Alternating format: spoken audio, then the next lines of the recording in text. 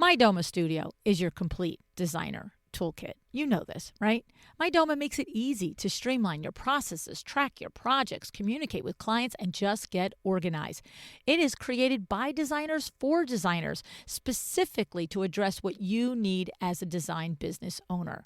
MyDoma is now together with Studio Designer, and they are the industry-leading solution. With 20,000 plus users, more designers choose their platform than any other. Are you ready to reach the next level of profitability and efficiency? Book a demo with MyDoma Studio today by going to mydomastudio.com/Luann. That's mydomastudio.com/Luann.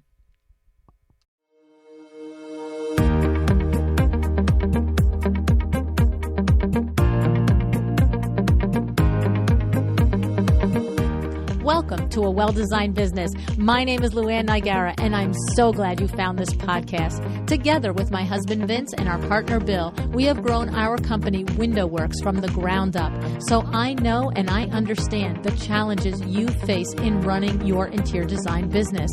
I also know that your talent alone isn't enough to ensure your success. So on this podcast, we talk about strategies and practical steps to help you grow your business. But make no mistake about it, we have our share of fun here too, mixed in with those aha moments that I love so much. This isn't fluff. Nobody has time for that. Whether you are a new interior designer or a seasoned designer, I am here to help you create and to manage the kind of interior design firm that you dream of. It's straight talk and it's action. Are you ready? Let's get started. Hi, welcome to A Well-Designed Business. Before we get into today's episode, I want to let you know that we're doing something a little different over the next several months. We're bringing back the most downloaded, the most talked about episodes from the last 9 years of A Well-Designed Business. These are the episodes that built businesses, that sparked aha moments, that turned you into an action taker. Now, if you're wondering why we're revisiting these episodes and what's changing with the show overall, well, I walk you through the full vision in our April 25th, 2025 episode titled The Big Shift, What's Changing on a Well-Designed Business and Why. That episode is linked for you in the show notes. Now, a quick heads up. These episodes are airing as they originally did. That means the music might sound familiar or it might be vintage. That means the event dates will definitely be out of date that I talk about. And it also means that any offers that are mentioned may or may not be valid still. But the insights, still golden. So whether it's your first time hearing this episode or your fifth time hearing it, there's something in this conversation for you right now in this season of your business. So here's the show. I hope you enjoy it. Welcome to A Well-Designed Business. I have a nice little treat for you today. Today, Julia Marcum joins me. Julia is one half of the dynamic duo of Chris Loves Julia. Julia has been blogging for more than 10 years, growing her readership into the millions. In her third year of blogging, Chris left his day job to join Julia full-time, and together this outstanding couple shares a fresh, honest perspective on the daily feats and failures of their home DIY renovations.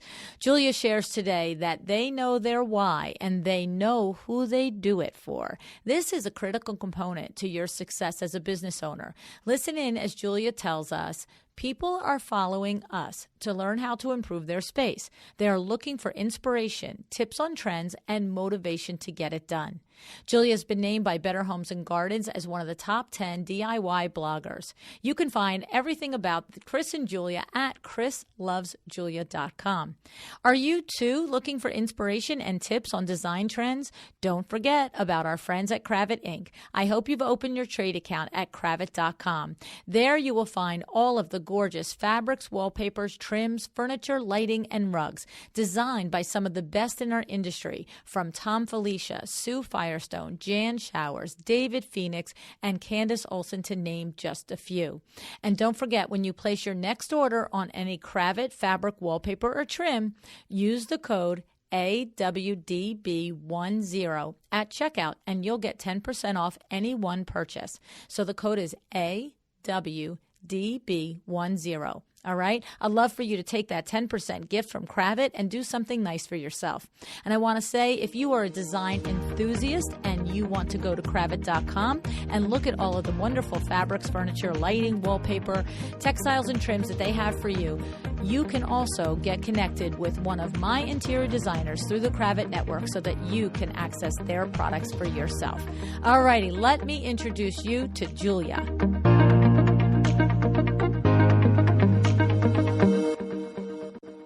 Hey, Julia, thank you so much for joining me on A Well-Designed Business today. Thanks for having me, Luann.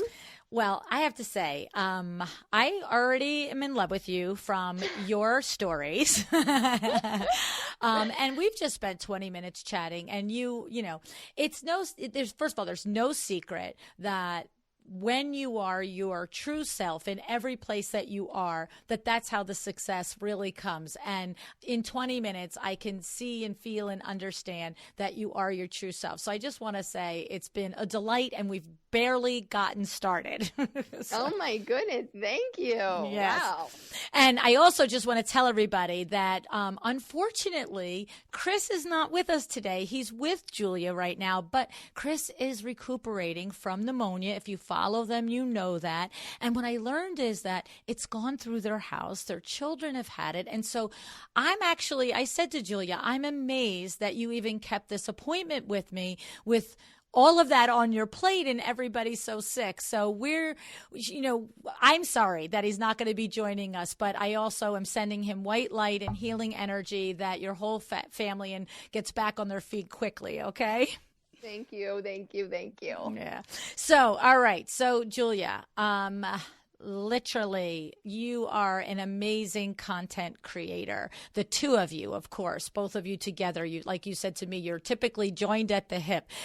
So you've started this thing. It started way back when it was a blog that you were talking about your newlywed life and so forth. And then you pivoted and you moved into documenting the projects that the two of you were doing at your houses. And ultimately, we're at the point where it's full time for the two of you. Can you share with us some of those beginning thoughts and when you thought, hey, I'm onto something, the two of us, we're onto something here? Yeah. So I've been blogging for 10 years. I started in 2009, and Chris came on in 2016 full time. And so there was 7 years where I kind of just did it. I wouldn't say by myself, because what would happen is I would be doing the blog and writing the blog and doing these projects. And then Chris would come home from his day job and I would say, hey, we need to paint these railings really quick for tomorrow's project. You're not tired or anything from that full-time job. And, and he saw it was really important to me. And I just, every day, I would just create this content every day. I felt like Monday through Friday, I had to have a post go live, because my audience knew that that's what to expect from me.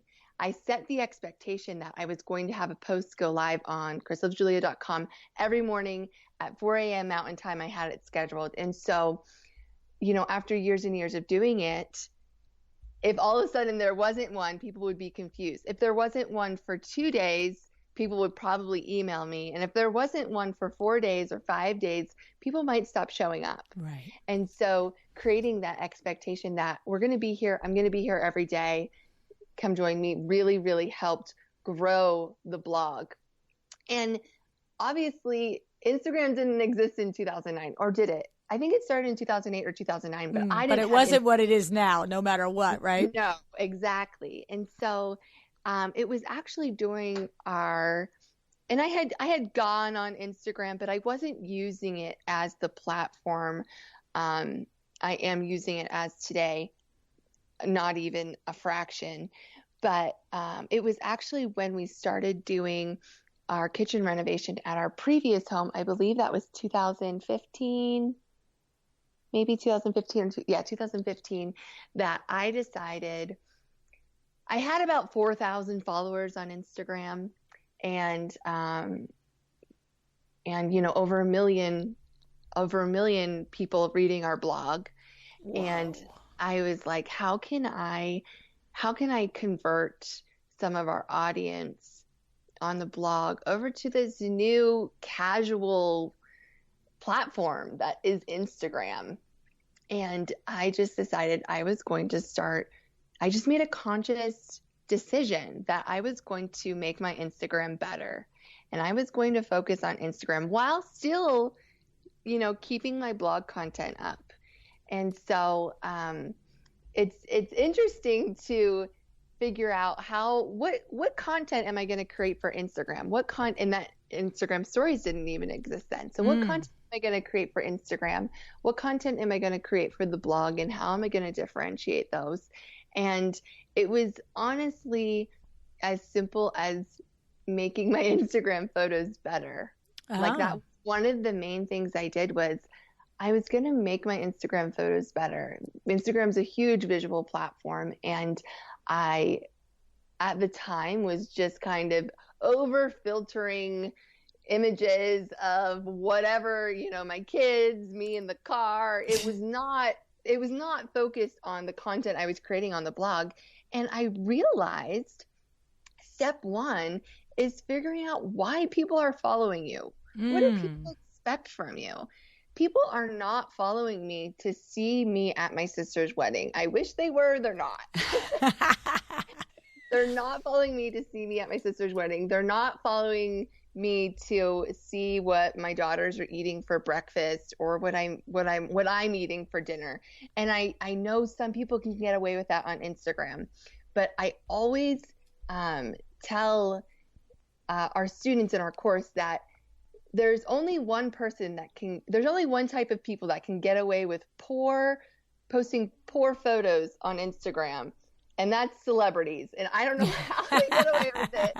They can post whatever grainy, bad photo, and people eat it up. But you're not a celebrity, and you need to curate your content. And honestly, by being honest with myself and saying, okay, why are people following me? People are following me, or I want people to follow me. You can make that decision. I want people to follow me for home design or whatever you want people to follow you for. I want people to follow me for home design. I want to be known for this. So I'm going to create content around that.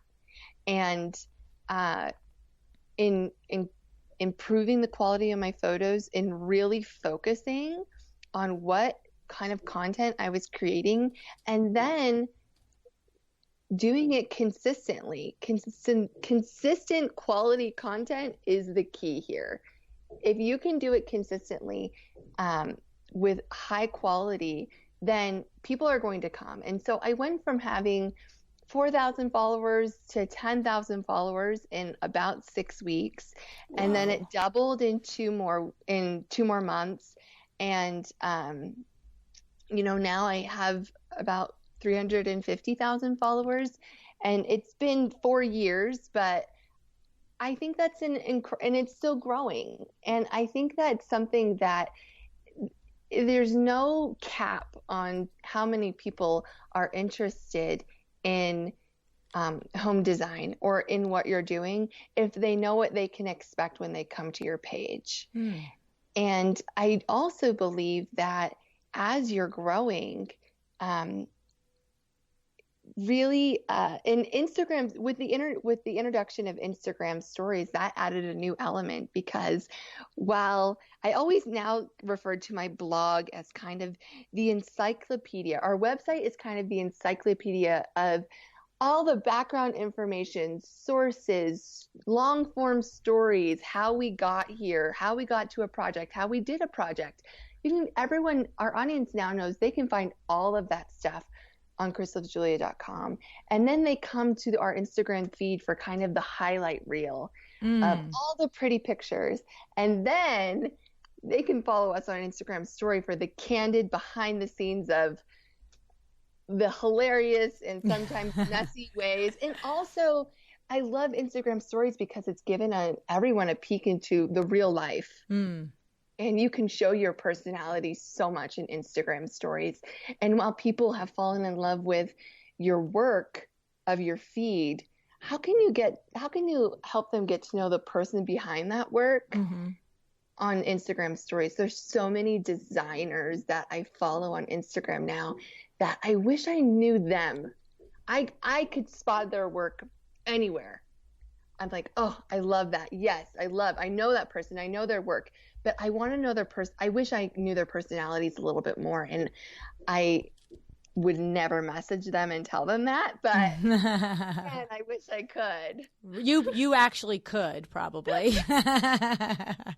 So I just want to pull some of that apart, Julia. So what you're saying is that the first thing that we want to do if we want to grow our Instagram, and I would say to you that I think that this is true, whether we are interested in having an Instagram go from 0 to 1,000 and be just communicating with people who ultimately could possibly be our potential clients, or we are interested, if there's a designer interested that is wanting to become an influencer at your level. So in other words, what I'm saying is the principles are the same no matter what your goal is as far as the size, right? But the first question you're saying is to ask yourself either, why are people following you, or I want people to follow me for. So that's our first thing. Either just figure out why they're already following you, or decide what you want to be known for. Is that what you're saying, right? That's exactly right. And I don't know any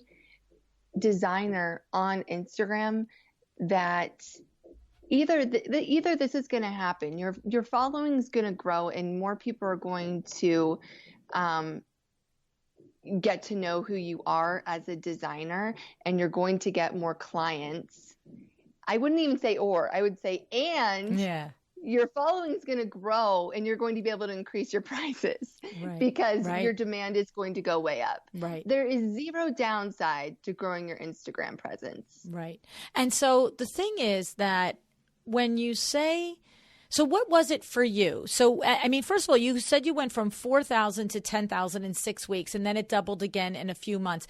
That's unusual. But do you think that came with, because a moment before that, you said you had 1 million visitors to your blog on a regular basis. So you were leveraging them over. The rest of us are not really going to go from 4 to 10,000, then to 20,000 in a 5 or 6 month period, right? So we're sort of.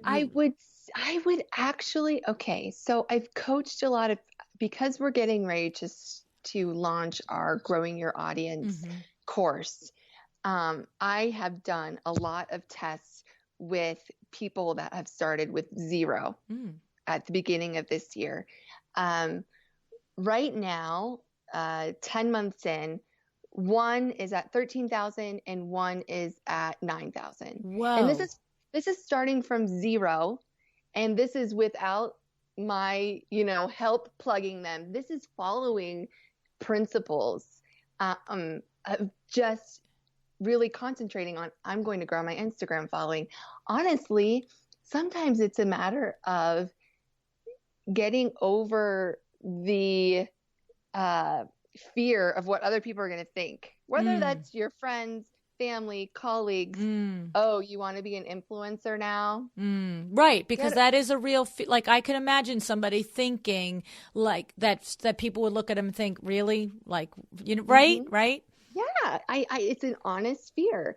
And so just letting people know I'm taking this seriously. I'm going to start a Instagram account, I'm going to dedicate my Instagram account now specifically to interior design, to my business.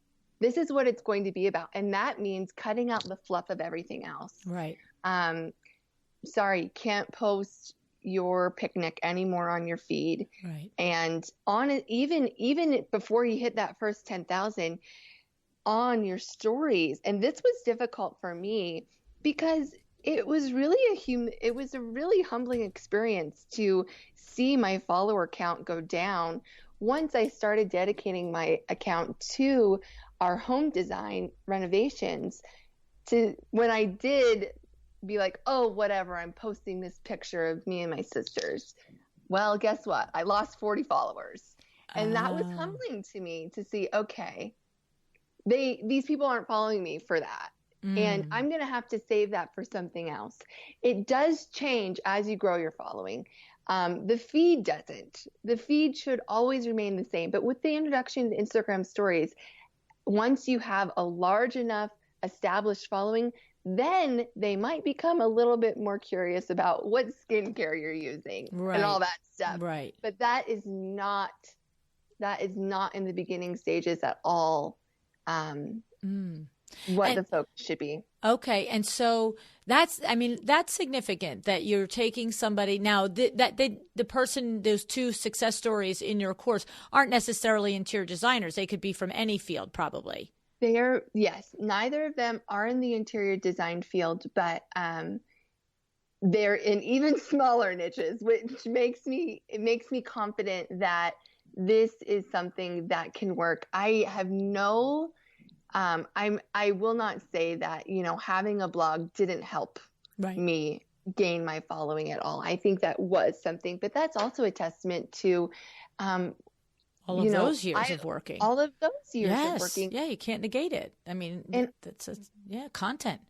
Content. And in creating content. And, it's been 4 years now, and I've seen other Instagrammers or designers on Instagram rise up from nothing in those 4 years to, hundreds of thousands as well. And I see what they're doing, and they're doing it right. And it's about creating consistent quality content based around your niche and really focusing on it and engaging with your audience and showing your face once in a while in Instagram stories and letting people really get to know you and your work. Mm-hmm. And interestingly, so it's funny because here you're in the interiors industry. Of course, this is what you and Chris specialize in, is doing all of the renovations and the projects in your own homes.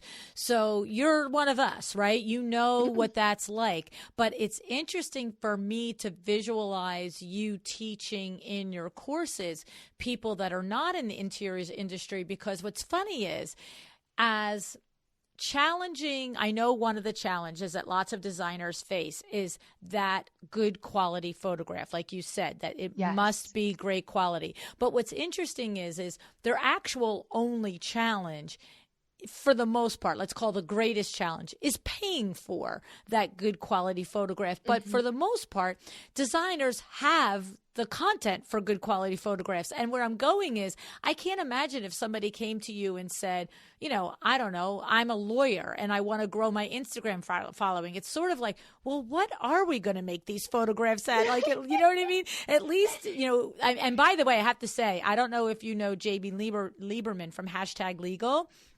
Julia, you should look her up. She is an amazing lawyer, and she's so she's just such a personality, and she runs this great firm. She has an all-woman firm, all virtual. Wow. Yes, and she's so fun. Her personality is amazing. And it comes through, she's got like red streaks in her hair. She just is so her. But she's like the only person I could think of as a lawyer that could make an interesting Instagram feed. Well, I don't know if you saw, it was actually, it was on some entertainment news platform. And this was earlier this summer, but someone's dad or someone wanted to become an influencer or something, and her dad, I think she was in high school, and her dad said, well, I'm going to do it too. And he's a construction worker. And he said he's going to have the biggest construction worker Instagram. And he did it. That's awesome. And he has, I will have to find the name of it, but it was all about taking really good creative photos of him on the construction site. And he gained a huge following, and his captions were witty and the pictures were on point. And it was like, it's true. Interior designers, I feel like, have the easiest, I don't know. I'm probably interior designers. Like, I feel like there's a leg up here, right? Fashion, food. It's already pretty, but That's I'm like, right. am I biased? I don't think so. Right, right. Am I just super interested in interiors? So of course all those pictures are interesting to me or beautiful to me, but I feel like we are in a field where it shouldn't, the content is there. It's really capturing the content that is really your only task. Right, right. And I don't have a photography background. And I took only until 3 months ago, I took all of my own photos. Whoa. And that was a huge learning curve. Even when I decided in 2015 that, okay, I'm going to take better pictures. I don't know how I'm going to do that, but I'm going to take better pictures and I'm going to, grow my Instagram account. And I knew that the pictures were going to be the key. And I just got myself a little intro DSLR. I took a beginner's online photography class to figure out how it works. I looked at endless photos and I studied why I like them. And then I looked at photos and I decided, okay, why don't I like this? Why isn't this pleasing to my eye? And I feel like as designers, what's pleasing to the eye. Yes. I don't want to take away from photographers because I think a photographer is a very, very valuable asset and investment if you can afford it. If you feel like I'm not at the point where I can afford a photographer, which I think would be an incredible investment. If you're not at the point where you can afford a photographer, don't let that be the excuse why you can't grow your Instagram. Good for you. Good for you. I mean, we do always encourage interior designers that is something they should build into every project as an expense and make sure that it gets covered because quality photographs are key. But if you're going to stand there and tell me that until 3 months ago you took your own photographs, you're right. There's no reason that that's an excuse. And the thing is, what I love about it, Julia, that you said is you didn't just say I took my own pictures. You said yes. So use an entry-level camera. You did an online course, but the next line was the money line. I spent hours looking at other photographs, identifying what I liked about them, what I didn't like about them. And that's where, we sort of separate the men from the boys, right? Because so many people will just take the pictures, they won't come out right, and they'll say, well, I can't do it and I can't afford it, so I guess I can't have an amazing Instagram account. But it's the willingness to really put in that research. And if that means that it's you sitting there figuring it out, that's what separates people like you and Chris from the rest of us, where you create these amazing platforms because you're willing to do all of the work. We all think that, I know it, I don't think it. I mean, often people will think, oh, it's easy for them. It just came easy. There's a lot of work that goes into creating the type of community and presence that you and Chris have created beyond the actual physical painting of the staircase, right? There's that too after a long, hard day of work back in the day for Chris, right? Right. Sometimes that's the easy part. Right. Is yes. Honestly it's putting together the room. And then I'm like, okay, now I have to style it and photograph it and then edit the photos and write the content. And I was doing all of that myself for 9 years.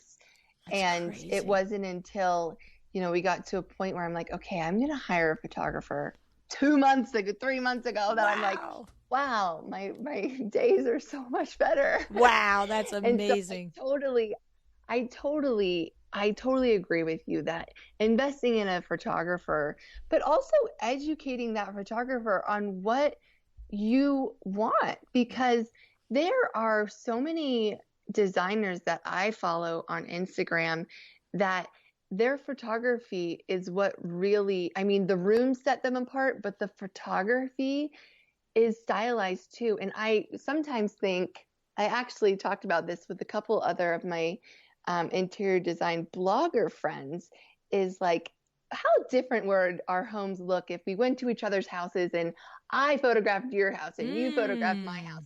It would just look totally different. And now that I've hired a photographer in-house, I have had to take the last couple months and really sit down and say, this is what I want it to feel like. This is what I want the photos to be. Do I want them light and bright? Do I want them a little bit more moody? And it's like, you're the designer and this is your work and you get to decide how that's going to look. It's still up to you. Even if you hire a photographer, it's still up to you how you want those photographs to come out. And I think that's going to completely change the way your Instagram looks and your content looks. And I think that's something that you can't just say, I'm going to hire it out and forget about it. It's still going to be your name on it. Right, so. Exactly. Now, tell me a little bit about that. Why are people following you? Question, or what do you want people to follow you for? Julia, when you were really figuring out your Instagram, and now today, when you do the main feed, what is the answer for you when you say, why do you think people are following you, or what do you want them to follow you for? So put those words together for us. People are following me and it's usually a homeowner that wants to improve their space. And no matter what state it's in, no matter their budget, they want to learn how they can improve their space. And so my audience is looking to me for inspiration and motivation that they have the power to improve their space no matter what stage of life they're in.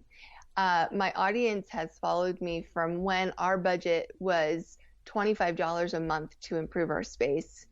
And that was something that we talked about when we were first married, living in a basement apartment, and the money was tight. And I did not let that for me be an excuse as to why I didn't want to do something. What can I do to make this feel more at home?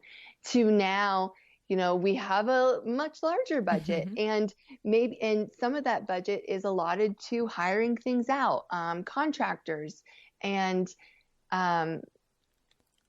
everything like that. And so I think that a lot of my readers come to me for tips on trends, on inspiration of things that they can implement in their own home, and the motivation to get it done, to start somewhere, to not wait until everything's in line to improve their house. But what can you do right today to improve your home? Okay. All right. I love it. And so when you think about creating this content, and to your point, we have to, like you said, when you put your sister's wedding up, people didn't like it, but you're further along now, because we do have some pictures of your children, right? Tell us your barometer for figuring that out, and how you evaluate what is the little bit of personal that goes on the main feed. How do you know the difference when it's right or wrong for you and your audience? It wasn't an accident. It was a lot of testing, and it all happened in that 0 to 10 before I hit 10,000. I knew I had it dialed in, and it has progressed a little bit, but for the most part, and I tell my team now this all the time, our audience wants a scene. They don't want a close-up vignette. Occasionally, that's okay, but they want to see how this whole scene is fitting together. So, for instance, we did a gallery wall post just today, and my photographer was taking the picture, and I said, we need to zoom out. I need the rug in it. I need the desk in it. I need the lamp in it. And then, even though this is about a gallery wall, I know that my audience engages most when they see how that fits in with the rest of the room. And there are other designers that I can look at a kitchen full of a kitchen sink full of flowers all day long. I'm not going to lie. I will like the photo every time. Right. But our audience loves to see a room. And it doesn't have to be a full room, but at least half of a room. They want a pulled back photo.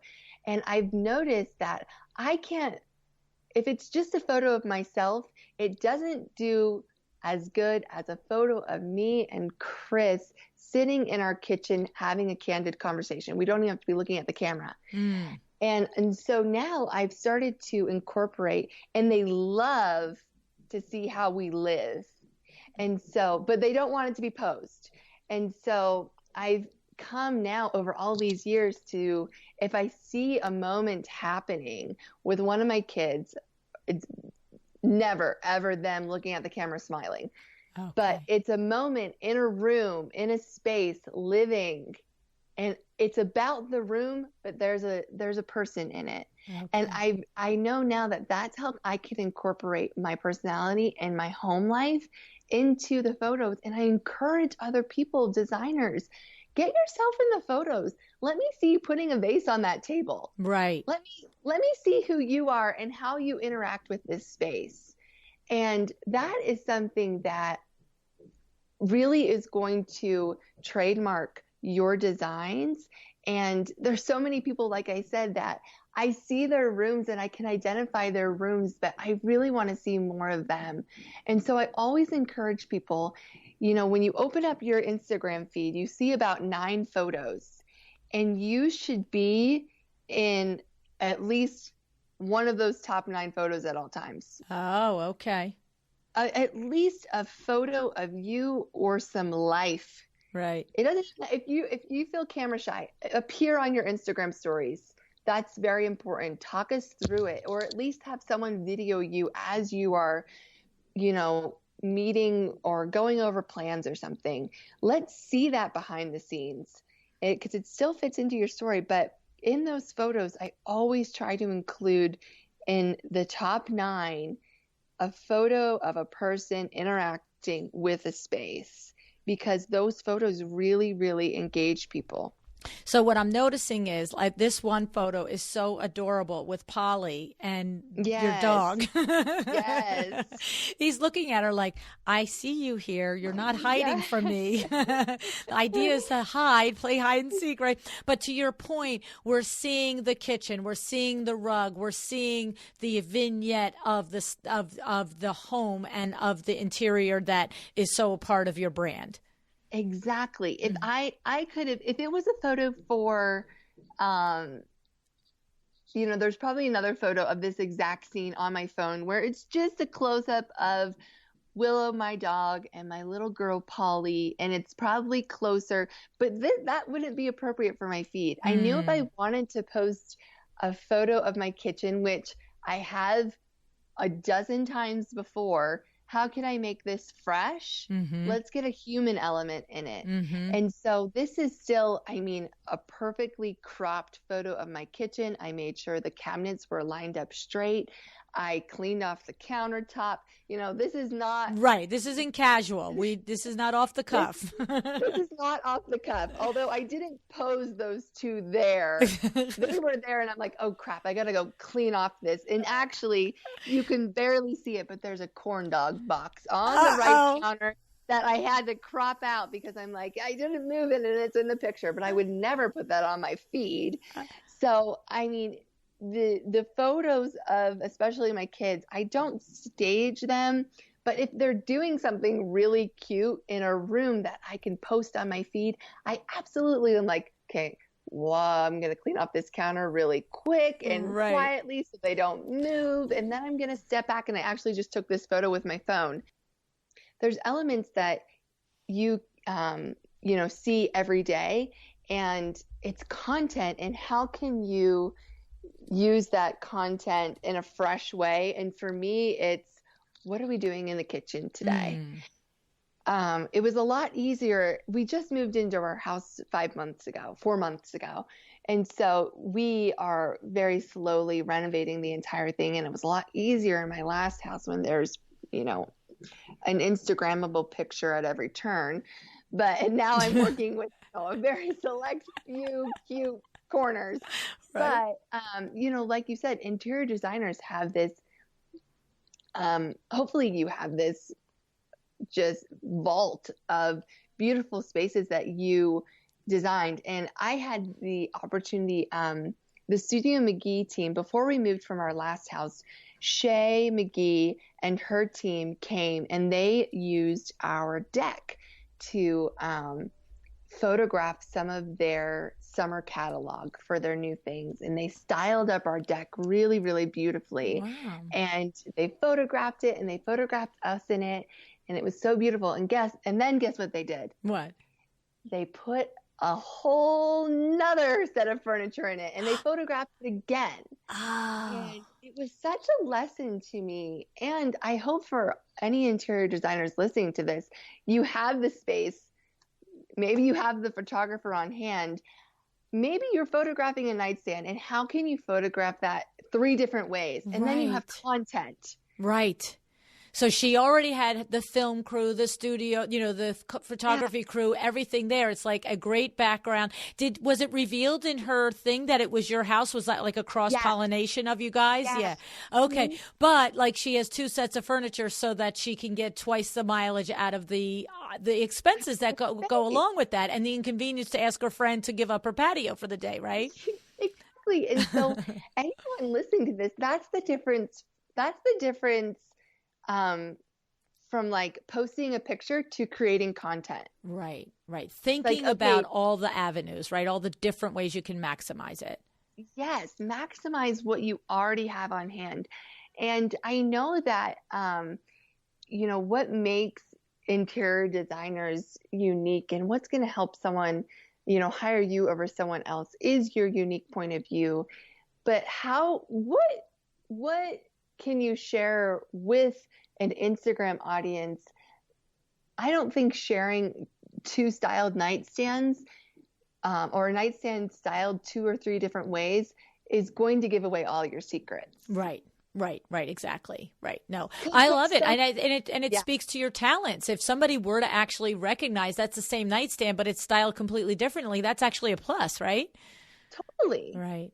Totally. Right. And so don't feel like you posting your content and your work on Instagram is going to take away from people hiring you. I think it's actually going to do the opposite. Mm-hmm. We don't do client work, but I get asked, I can imagine. I get asked so many times a day, could I please? And I am giving people the exact paint color I use, and they still want me to come do it for them. And so it's not going to take away from your work. It's only going to really enhance and add to it. And that's an interesting point, Julia, that you just made, is that here, 2 points in there I want to talk to you about. The first is the decision. There had to be a point at some point with all of the work that you're doing, all of the people coming to your platform, when they did start to say, and can I hire you? Was it did you and Chris sit down and say, should we start to do this? Or did you just know that you were just like, or did you guys have to do the soul searching and say, is this a direction that we want to take? How did you arrive at that? There was definitely lots of conversations over many years, and it's still a conversation we honestly have frequently. I think it kind of started, or I think maybe we knew it wasn't for us. And maybe it's just honestly how we do our work is we do it ourselves, and we, don't really hire things out. And we've been hired by major brands to go into other people's homes that want to give away and redo their kitchen and redo their living room and redo their dining room. We've done a lot of work in other people's homes, but every time, it's been really taxing to be away from our 3 little girls, for one. And, I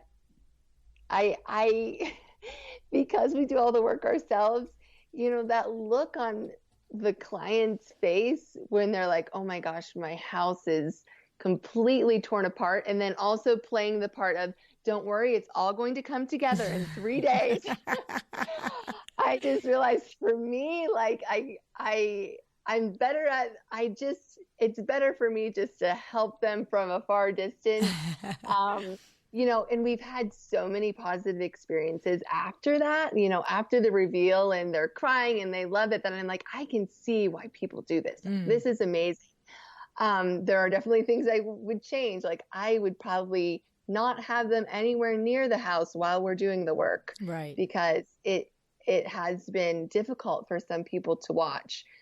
But I think for the most part right now, and it's the same reason why we aren't doing a television show, which we've been asked to do many times, is we're really just focused on our family life, and that's a priority for us. And because it's kind of a package deal with my husband and I think that would be hard for our girls right now. And so right now we're just we're going a different direction. And I admire interior designers, and I think that client work is something that, it doesn't turn off in my head what I would do for in someone else's house. Right. But it's just not the direction for us right now. Well, what I love and admire about the two of you is that you're very clear, because things like that can be very tempting as entrepreneurs to, when you have probably, to your point, hundreds, if not thousands of people in any given week or month requesting that you do the design work for them. That's a very difficult thing to walk away from. But it's an important lesson to understand that it doesn't align with what will make you happy and the way you want to have your individual family. It doesn't, look, Chip and Joanna, they have the show. Well, it's not going any longer, but for many years they had the show and the kids were, it's what your lane is. But I think it's hard sometimes when, people are really giving you that accolade of wanting and that honor of wanting you to do it. But it takes good, strong business sense to really, the two of you, look at each other and say, what is it that we really want to do, and stick to it. So good for you. I love it. Oh, thank you. Yeah. And it doesn't mean you'll never do it. I mean, the children are little now. Yes. You're right. It's total honor. We do get compared to Chip and Joanna a lot. And we do say, you should have a show, or you should do this, or why not do this? And I think for me, it's more of a testament that there's more than one avenue to do this. Yes. Maybe your avenue is a TV show. Maybe your avenue is client work. Maybe your avenue is just being a home design influencer. And there's so many avenues to do it. And we have explored a lot of different things. For a long time, I just did e-design work for people. And I would just make like mood boards. And, I did that for about a year. And for me, I was like, I feel like I could help more people by just giving more information out to the masses, and not necessarily for one particular, right? Just here's an idea, right? Yeah. Like, maybe instead of doing this specific galley kitchen, let me just talk about how to address galley kitchens, and maybe give some people ideas, and maybe I can talk to more people like that. And so that has, I think, helped in some ways. And, I'm not doing client work right now. And I think that's an opportunity that some people might say I'm passing up, but I just don't view it like that. No, and that's what I admire about you, because the lesser, not lesser experience, but the lesser intuitive, or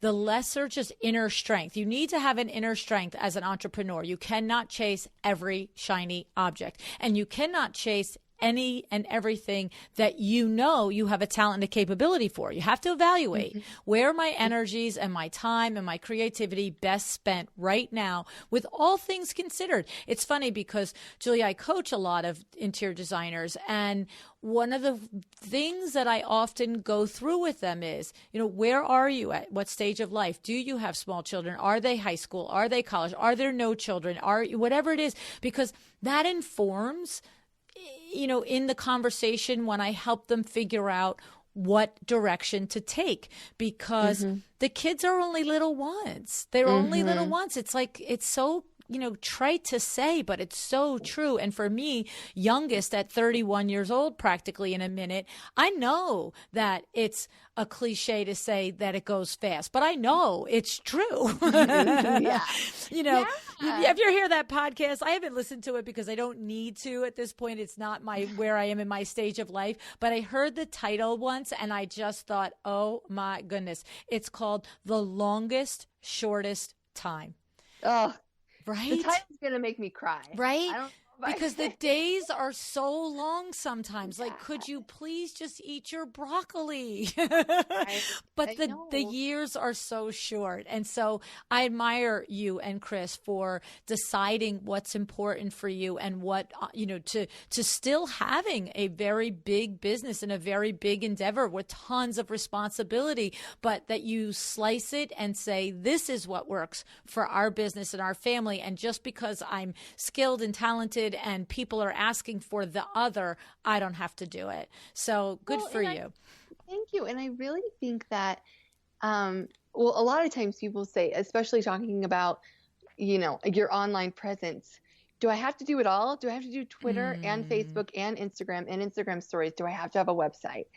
And I always encourage people, do however much you can do really well. We do not have Twitter. Right. I barely am on Facebook. I focus on Instagram. I focus on Instagram stories. I have my website. Right. And that's what I can do really well right now. And that's what we're doing. That's it. And I love it. And I think saying no to things is only going to help those other areas.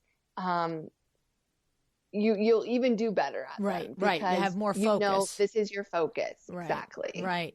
And so let's talk about the stories a little bit before I let you go. So you said at the very beginning that it's very important. Maybe we said off air. I actually don't recall at this point. But you said that it was very important for you to go in stories every single day as yourself. Are you doing live stories, or are you doing story? What is the thing that you are finding as the best way to connect with your audience?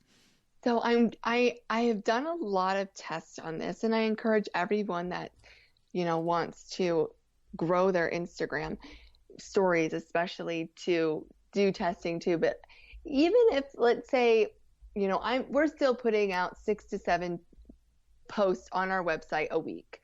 And so I have tested with putting a picture up and a swipe up leading right to my website and saying, what's on the blog. It's amazing to me. I will get triple the people swiping up if I tell them with my own face what the post is about today and why they should go. Okay. And also my views will double if I just write out a little caption of what I'm talking about. And so people, and it's also, you think, oh, I posted too much on Instagram stories today. I've been on all day. Wrong. The more is more. People in our audience, they love to see the behind the scenes. If we're doing a kitchen in 2 weeks, which we just did, a kitchen in 2 weeks, take me on the entire journey. I want to see it all. I want to see you talk through your decisions, and be vulnerable. And then I have noticed the engagement of the reveal post or the reveal picture, whether it's on my website, on Instagram, the engagement is through the roof. And I think sometimes I used to think, I don't want to show this. I want this to be a surprise. I'm not going to share it on Instagram stories, the whole process. Instead, I'm just going to save it and I'm going to be like, surprise, look at this amazing before and after of our bathroom. And the engagement is not as much as if I am taking them through, it can even be a month's process. I mean, we've been redoing our dining room since we moved in, and the engagement is still through the roof when I talk about the dining room. Anytime I post, and I can only imagine what the before and after is going to be, because they're so invested in this space. And so that's what we're trying to create with Instagram stories, is how are we going to get our audience to be invested in this space that we are designing or renovating, or maybe just styling?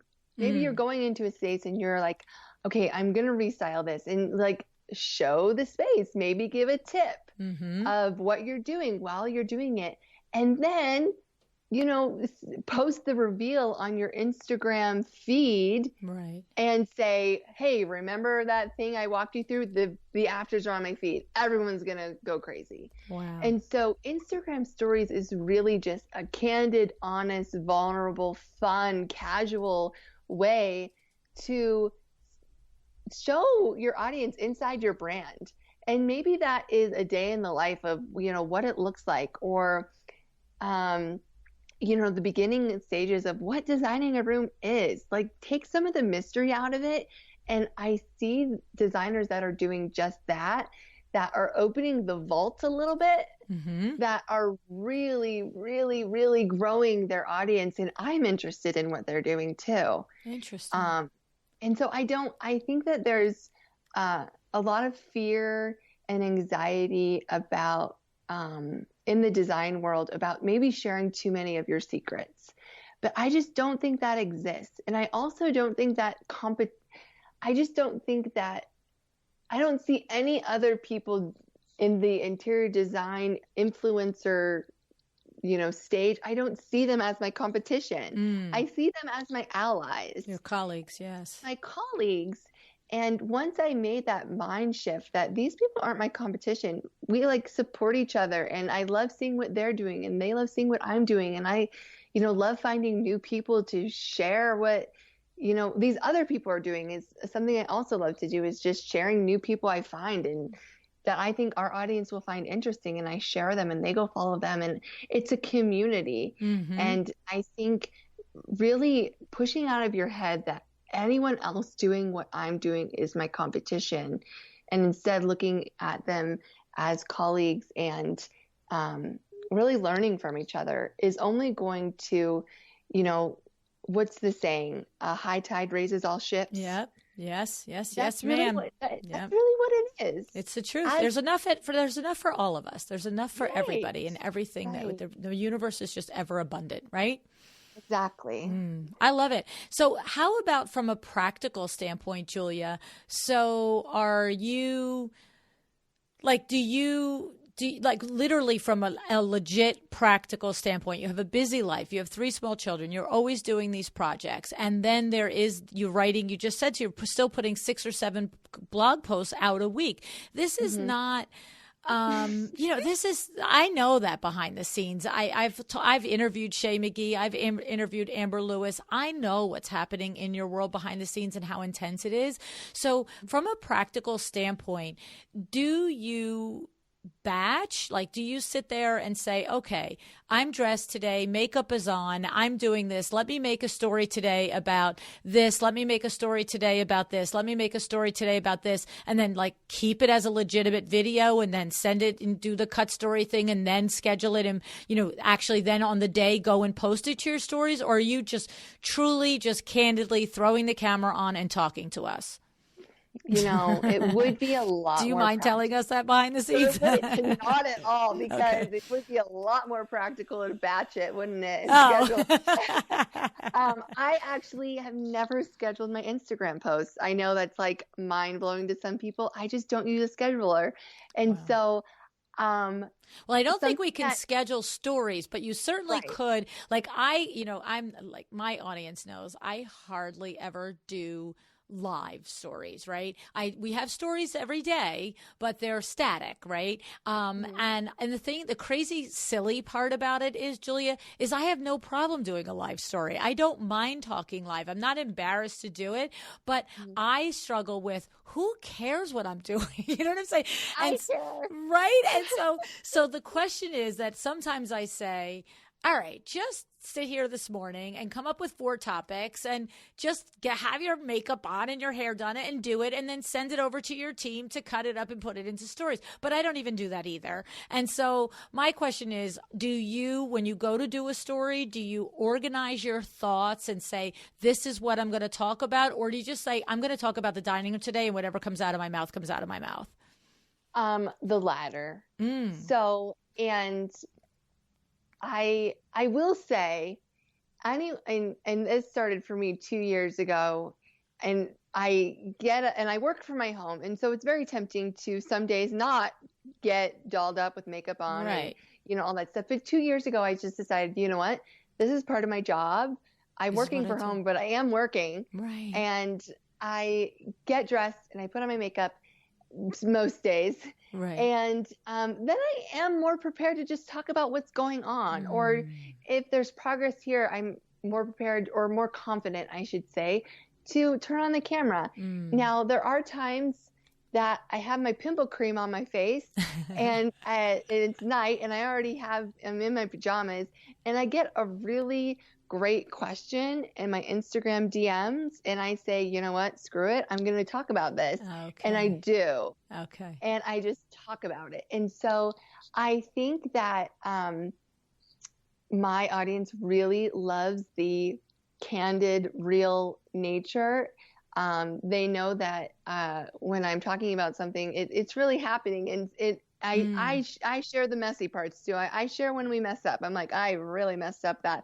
I actually just shared it yesterday. It's Greta's bathroom, right? Greta's bathroom. Yes, I was reading it. I just cannot figure this out. And that's not something that, every designer wants to spill about, nor do I encourage them to. But I'm saying that use Instagram stories as an opportunity to just show your true, real self. And there are times that especially if I have a sponsored post that day, there are topics that I need to make sure I hit. And sometimes they even need to approve those ahead of time. So I won't say 100% of the time it's just off the cuff, but I would say 95% of the time it's just what's going on today. And do you do the live where you could just talk for 2 minutes or 20 minutes, whatever you want, or do you do them in the little chunks and then send them out? What is your comfort level? What do you prefer to do? Yeah. I just usually am just hitting it right then and there. Live. I don't go live very often. I don't go live very often. I just, how stories you can hit the button and it will, I think, record 10 stories. Right. That's usually what I do. Okay. Up to 10 stories. And then, if I need to do more, I'll press the button again. Right. But I don't do lives very often, but that is a goal of Chris.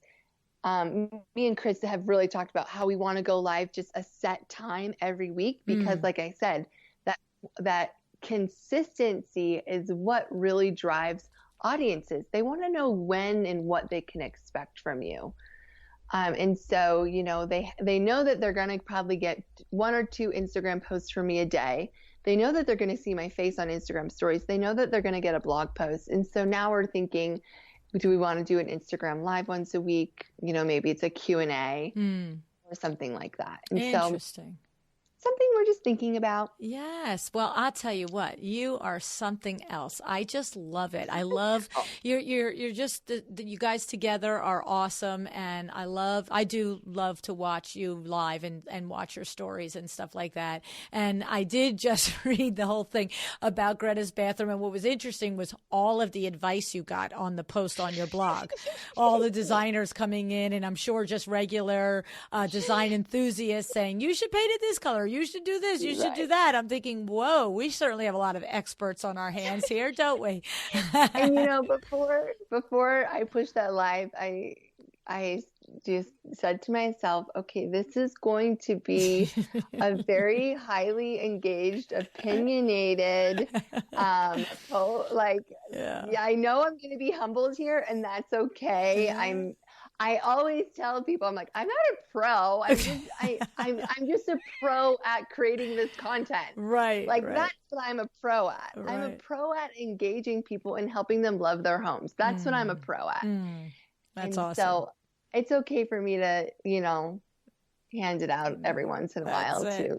And I have one last question. A couple of times you said, my favorite designers. And you said at one point, I wish some of the favorite designers that I follow would show more of their backstory and stuff. Who are some of the favorite designers that you follow, Julia? Oh my goodness. Jessica Helgerson is who I'm loving right now. Her handle is JH Interior Design. And I only found her, she's based out of Portland. I only found her earlier this year, and she is just inspiring me so much. She has this really moody traditional vibe, which I very much connect with. I think her photos on Instagram are not the bright white spaces that we've become accustomed to seeing, which brings me back to that point. Like, you can control, the photography, how your photography looks, because some of these spaces are white, but they're not, they're not blown out. And so I have shared that a lot with my audience. And then Josh Young, who is an artist, but he also does interiors, and his account is J Young Design House. And he's based out of Chicago. And I actually first found him through his art. I am obsessed with his art, and I stayed for the interiors. And so that's another one that I am loving lately. Both of them have a little bit more traditional. And I think that's something else that I have found. We, moved in June, and our house does lean a little bit more traditional. And so I've been able to find these new to me designers that, really portray this style that, I'm really inspired about and are inspired by, and, definitely want to emulate some of their ideas in my own home. These are awesome. I love it. Thank you for the tips. I'm sure we're all going to go start following them if we're not already. Oh, good. That's terrific. And the thing is, the last thing I want to say is, of course, I could probably pick your brain for another hour, but that's not very nice for you. But you do teach people how you have achieved this. You have your platform, Good Influencers, and it's good-influencer.com. And at this platform, you have courses. Now they're not open now. They're going to open in the beginning of the year 2020 again, but you have one course which is called Working with Brands, and then you have the other course, Growing Your Influence. Tell us about these two courses, because now that I knew it already, but now that I'm convinced that you are skilled at doing these things and can teach them, I'm interested. So our Growing Your Influence or Growing Your Audience course is it's for those people that really are ready to grow their audience size, and especially specifically on Instagram. How can I grow my numbers organically? That's the key word, because I get emails all the time for people, and I'm going to say something controversial right now, and you can cut it out if you want to. I get emails a lot of times from influencers in my field that want to do these big buy-ins where everyone pays $100 and then everyone shares each other, and then you have to follow all of them, and then they're going to do a giveaway for $500. And it's really just 5 people that paid $500 too. And it's really, the controversial thing is, I think that is buying followers. And this But course, in reality, you're 5 people at a similar level. So whether it's 5 people like yourself and Amber and Shay at the multiple hundreds, thousands, or it's 5 people at 5,000, you're each putting in $100. You're each following each other, and then you're offering a contest to each of your audiences. So one person, based on whatever the contest is, they're going to win $500. Is that what you're saying? Yeah. So they're going to win $500 if you follow all of us. Okay. Is the content? The contest is go follow all 5 of us, and then one person's going to win $500. Okay. And you don't love this. I mean, you don't care that other people do it, but you don't love it. I don't participate in it, because I don't believe that is, I just consider that buying followers. And so this course is how can I grow my following organically? How can I grow my following without the round robin giveaways? How can I grow my following with an engaged audience? Because that's what you really want. You want people to follow you for you, Right. and for what you're doing. And so that is what the growing your audience course is about. And then once your audience is grown, you have the amazing opportunity to start working with brands and sponsors. And I see people, and we tested it, and we've actually gone through 2 semesters. We're in our 2nd semester of this course right now. And the testimonials are amazing that people have, doubled or tripled what they're charging because they weren't charging enough, or maybe they didn't know how to do a media kit, or maybe they just didn't even know who to contact, or how to create quality content. What does that look like? And so our Working with Brands course is about creating relationships with brands that you can work with and sponsors that you can work with, and getting paid for it, and also creating these long-lasting partnerships that, they're going to want to work with you again. And so we've been, that's honestly a big income driver for us. About 30% of our income is working with brands. And it's one of our passions. It's something that we love doing. And this course is really for anyone that is ready to do that. We recommend it for anyone with 10,000 to 1 million followers. We tested it to someone with 1 million followers, and even they got a ton out of the course. Wow. And so, yeah, it's our new passion. That's awesome. It's so awesome that you have, the 2 of you have this superpower of creating content and really making it and helping it to translate to help other people as your direct audience members. But now you're teaching, others in the industry how to duplicate what you've done.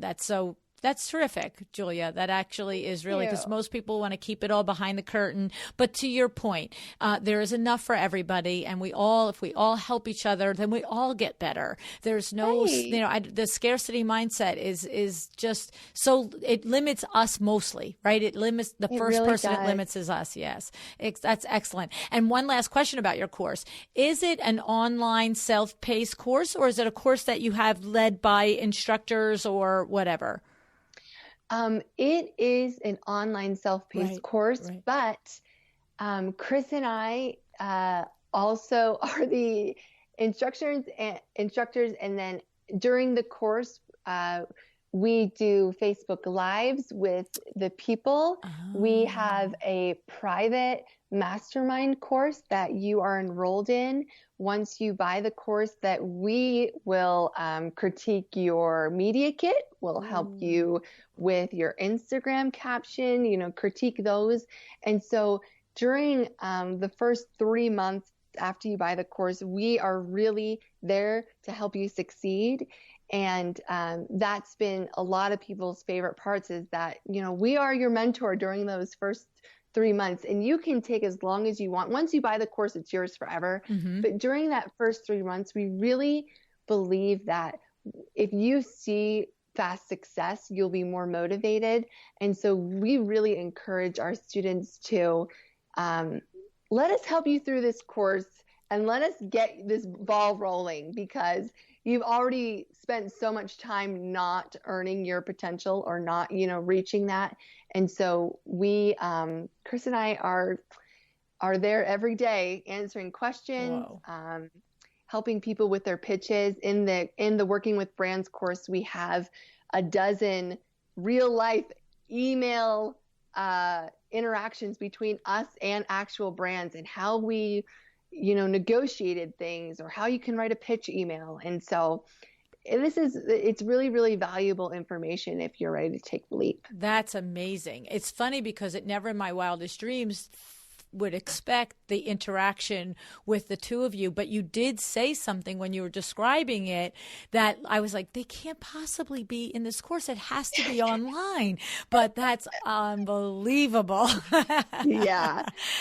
Wow. Okay. We're so we're passionate in about it. Yeah, so we're in the Q4. We're at we're somewhere in the winter, late fall of 2019, and the next opportunity for somebody to enroll in this is going to be the beginning January. of 2020, right? But I'm sure there's an email list that they can sign up if they go to good-influencer.com. I imagine there's an email list that you can sign up to be notified. Correct? Yes. And then you can also follow on Instagram at Good Influencer. It's actually Good Influence _R. Right. And you can follow over there, and we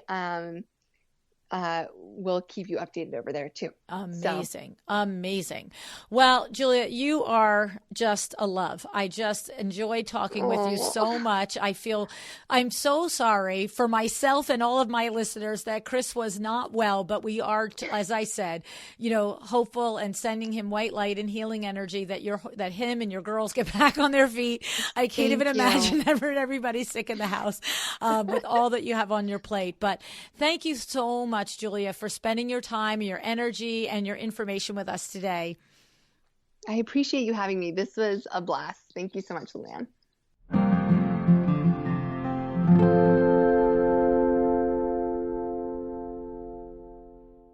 She's pretty fantastic, isn't she? I mean, if you've already been following Julia, I know that you weren't surprised. This proves her point, the advice that she gave us. She said that she's showing up every day in her stories, letting you get to know her, allowing you inside her world so that you do feel like you already know her, right? This is Julia's superpower, creating content that is needed, relevant, valued, relatable, and in a voice that is true to the brand that she and Chris have created. And in this episode, we touched only on the tiniest bit on all the work it takes on the back end to create a platform this large and this engaged. But I think you could hear it even in the one description about the picture of her daughter Polly and her dog Willow in her kitchen.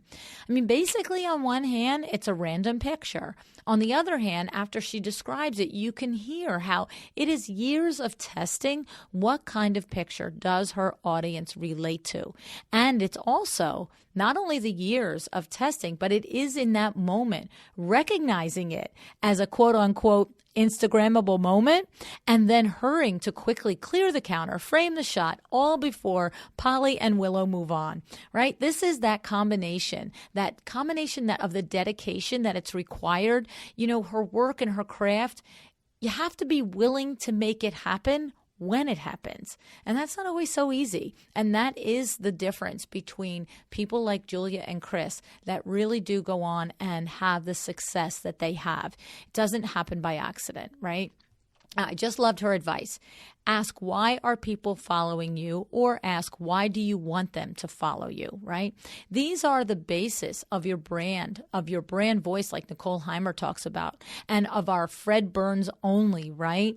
Then, of course, Julia said, it's quality photos, thoughtful, creative content, good captions, and finally, she stressed the commitment to the consistency. All right. These are all the pillars of a terrific social media strategy.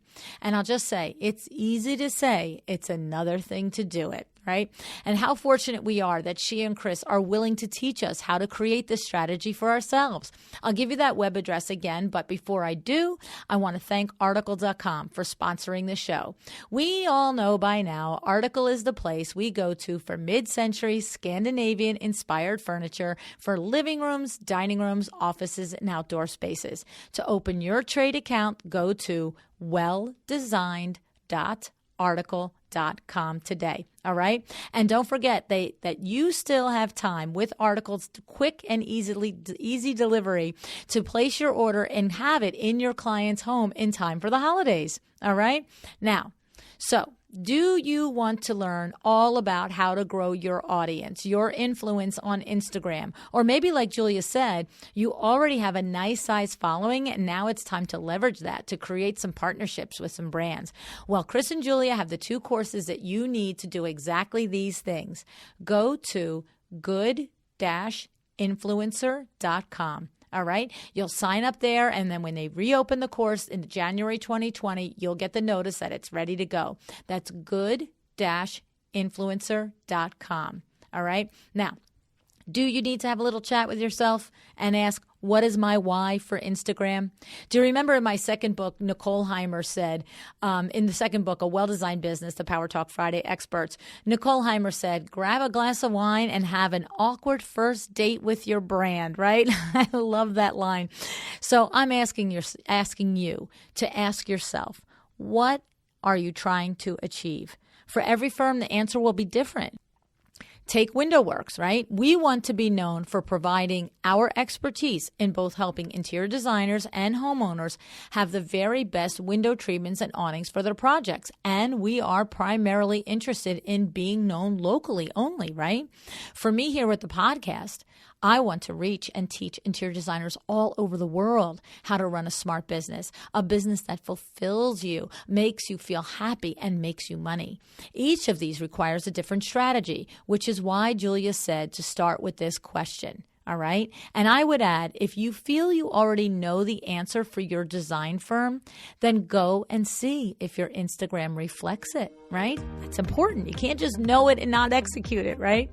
All right. It's time for me to go. It's time for you to act. What will you do today to make your business better? Whatever it is, please decide to be excellent. Thank you so much for joining me again today. This podcast is a production of WindowWorks, your resource for custom window treatments and awnings. To learn how we can help you on your next interior design project, go to www.windowworks-nj.com. And if you're interested in working with me on your business, either through masterminds or one-on-one coaching, or you want to know how to get my book, The Making of a Well-Designed Business, or you just want to know what's going on in the podcast land and where I'm going to be, all of that is found at luannynigara.com. Thank you so much. Have an excellent day.